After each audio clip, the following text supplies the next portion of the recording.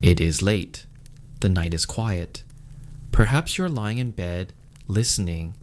Perhaps the world outside your window is hushed, with only the faint hum of a distant motor or the sleepy call of a bird that woke too early.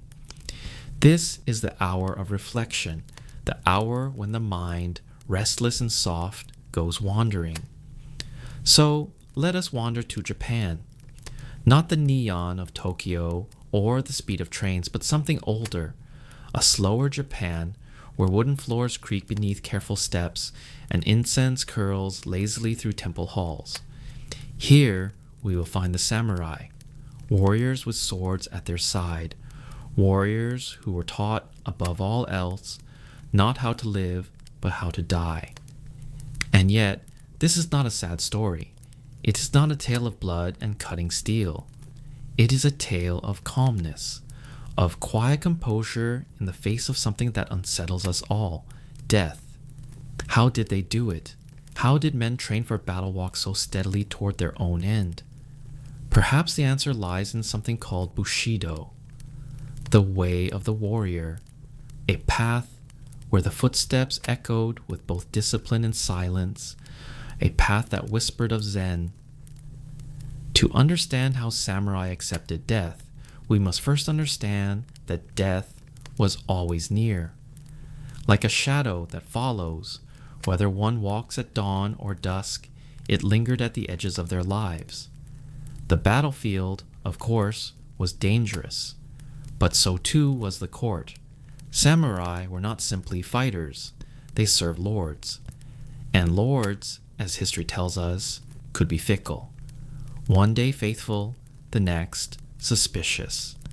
A misplaced word, a political intrigue, and suddenly the sword that once defended could become the very thing that ended. So the samurai lived with the constant awareness that their lives could be claimed at any moment. Imagine eating rice, knowing this may be your last bowl. Imagine watching the moaning mist and wondering if you will see evening. It sounds grim, but for the samurai, it became strangely comforting. Writers of the time and later interpreters often spoke of keeping death in mind always. A little like carrying a stone in your pocket, womb, smooth by touch. Heavy at first, but eventually familiar. By imagining their deaths each morning, some claimed they could live the day more freely, because what worse could happen? The worst was already accepted. This practice was not unlike Zen meditation itself, sitting in silence, watching the breath, watching thoughts drift by like leaves on a stream. Death, too, was a thought, and the samurai learned to let it float. Now, we cannot separate Bushido from Zen Buddhism. The two became intertwined, like ivy wrapping itself around a wooden post until the shapes are hard to tell apart. Zen spoke of impermanence, that nothing lasted, blossoms fall, mountains crumble, even rivers change their course. Everything is fleeting. To cling is to suffer, to accept is to find peace. The samurai took this to heart. If life was fleeting, then so too was death. It was not an interruption, but part of the same flow. Like one more drop of rain falling into the stream, meditation became a practice not just for monks, but for warriors, sitting cross-legged in quiet rooms, breathing in, breathing out, sometimes for hours, sometimes until legs ached and the mind wandered. This was training too, not training of muscle, but of spirit. A samurai who could still his mind in the silence of meditation could also still his mind when facing the tip of a spear. Fear, after all, is just another passing thought, and like clouds, it drifts away if one does not grasp at it. There's a story told of a samurai who once faced execution. His lord, angry at some offense, ordered him to kneel. The sword was raised. The samurai, it is said, began composing a poem, a death poem as tradition required. Calm words, delicate words, written at the moment of greatest peril. The executioner, astonished at such serenity, faltered. The Lord, moved, changed his mind. Whether true or not, the story illustrates something important. Calmness itself became a kind of strength. For the samurai, calmness was not left to chance. It was cultivated carefully, like a garden where every stone is placed and every tree is pruned. Consider the ritual of seppuku, also known as harakiri, the act of ending one's own life by opening the belly. It sounds brutal, and indeed it was. But within the act was also ceremony, poise, control. The samurai, when condemned, was expected to perform this ritual not with screams or tears, but with steady hands. Witnesses watched not only the act, but the manner. A calm death brought honor. A trembling one brought shame. In this way, calmness was practiced to the final breath. Tea, too, played its role. The tea ceremony was no simple act of drinking. It was a lesson in composure, bowing, pouring, sipping, all slow, deliberate. Even the smallest gesture mattered. To take tea was to learn patience, to learn stillness, to learn, in a quiet way, how to prepare for death.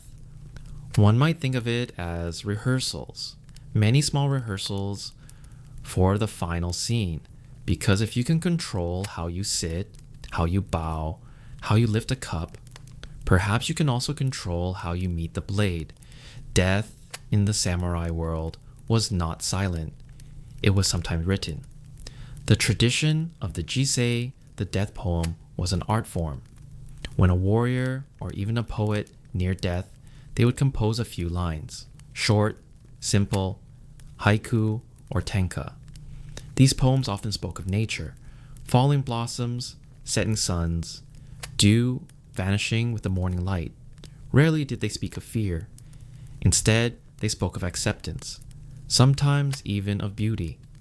One poem, written by a samurai before battle, read, "Had I not known that I was dead already, I would have mourned my loss of life." Strange words, strange comfort, but they reveal something about the samurai way. Death was not only accepted, it was in some ways transformed, turned into art, into words carried gently into the beyond. And so we see that calmness was not simply the absence of fear, it was a practice, a culture, a way of life shaped by Zen, by ritual, and by poetry. In the next part, we will look deeper into the daily lives of the samurai, how training, discipline, and even small habits prepared them to meet death with composure, and how these lessons, odd as onions, simple as stones still whisper across time to us today. Calmness, like a blade, must be sharpened daily. For the samurai, this sharpening did not come only from combat, but from the rhythm of ordinary life. Rising at dawn, tying the hakama, washing the face in cold water. Each act was a chance to practice composure. The smallest details were given weight.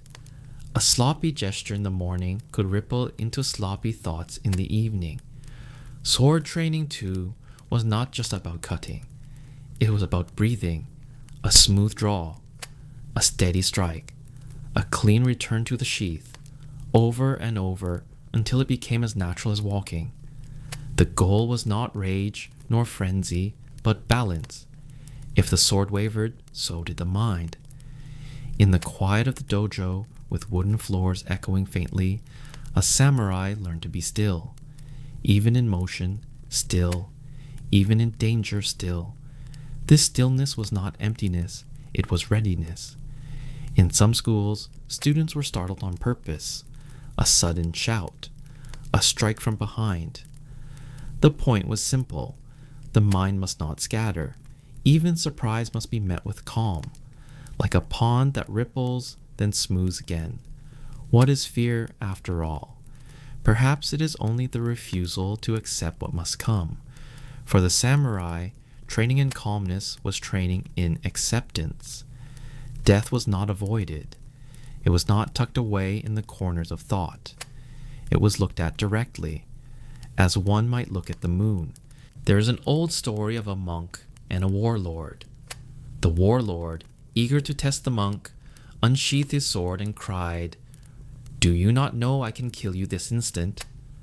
The monk, serene, replied, "Do you not know that I can be killed this instant and yet remain unafraid?"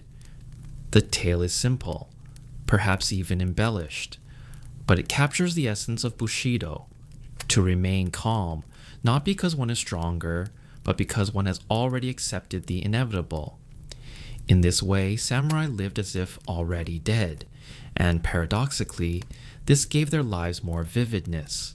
Food tasted sharper, scents lingered longer.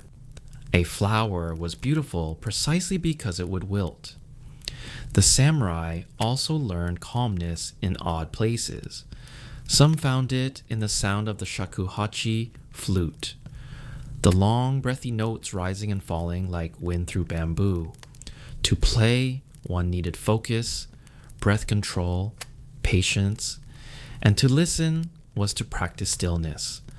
Others learned calmness in the strokes of calligraphy, ink on paper, brush gliding, pausing, lifting. A single line could not be corrected. Mistakes were absorbed, not erased. Like life, like death. Even the garden itself was a teacher, stones carefully placed, sand raked in waves, moss spreading in quiet corners. To walk through a garden was to walk through the mind, a space designed to remind one of impermanence.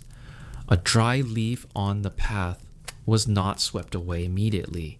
It was part of the lesson. Each of these small practices fed into the larger one. Calmness in the face of the sword. It was all connected as threads in a larger cloth. But it would be dishonest to say calmness always triumphed. Samurai were human after all. Flesh, blood, doubt. There are records of warriors trembling before battle, of seppuku performed with shaking hands, of men who begged for mercy when defeat arrived. Bushido was not perfection, it was aspiration, like a mountain peak seen from the valley. One walks toward it, but not all arrive. And yet, even in failure, the ideal remained. A reminder, a guiding star. Some faltered, yes, but others, through practice and discipline, achieved the serenity that stories remember. We must not see the samurai as mythical, but we can see them as striving, and in that striving, we find the lesson. Most of us are not samurai. We do not wake at dawn with swords by our side. We do not kneel before lords. We are not asked to compose poems before battle. And yet, the samurai way whispers still, because death, after all, has not vanished. It waits for us too, in its own quiet way. What can we learn? Perhaps to remember impermanence, to see that nothing is fixed, that loss and ending are part of the same fabric as joy and beginning. Perhaps to practice calmness in small things, drinking tea slowly, breathing steadily when startled, watching thoughts pass rather than chasing them. Perhaps even to write words before the end, not as samurai did, with strict formality, but simply with honesty. A reminder to ourselves and to those who follow that calmness can be found even in final moments. The samurai remind us that death, once accepted, loses its sharpest edge. What remains is not fear, but clarity. So now, let us rest with this thought. The samurai lived with death at their shoulder, and instead of trembling, they learned to bow to it, to treat it not as an enemy, but as a companion that gave each moment weight, each flower brightness, each sip of tea warmth.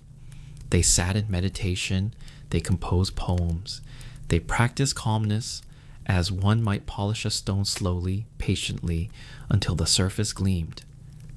And when the time came, many met their end with the same calmness they had practiced all their lives.